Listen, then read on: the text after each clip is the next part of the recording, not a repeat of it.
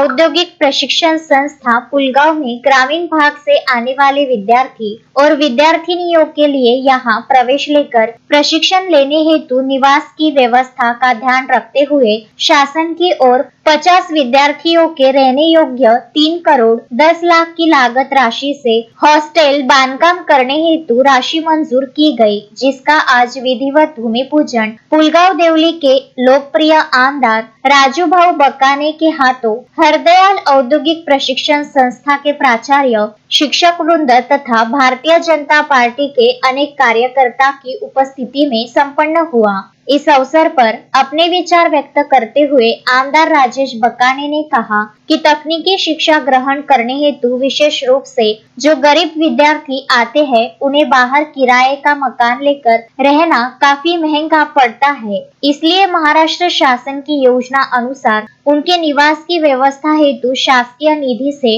Hostel का निर्माण करने की अनेक समय से मांग हो रही थी, जिसे शासन ने मंजूरी देकर 3 करोड़ से भी ज्यादा की राशि से निर्माण करने की जवाबदारी स्वीकार करते हुए निधि उपलब्ध कर दी है। दिन भर की प्रशिक्षण की थकान के पश्चात शांति से अध्ययन करने हेतु प्रशिक्षणार्थी विद्यार्थियों के लिए यह हॉस्टल वरदान सिद्ध होगा। इस अवसर पर आमदार बकाने का स्वागत हरदयाल औद्योगिक प्रशिक्षण संस्था के प्राचार्य ने किया। भूमि पूजन कार्यक्रम में विशेष रूप से भारतीय जनता पार्टी के पुलगांव अध्यक्ष प्रशांत इंगोले, नितिन बड़गे, सुधीर बांगरे, मधुकर रेवतकर, नगर सेवक प्रवीण पनिया, दुर्गेश यादव, सौरभ हुमने, आकाश दुबे, राजेश गुप्ता, गणेश एडबान, मनोज वालदे, प्रफुल्ल कुमरे सह अनेक पुरुष व महिला नगर सेविका व कार्यकर्ता उपस्थित थे। अश्विन शाह, विदर्भ न्यूज, पुलगांव।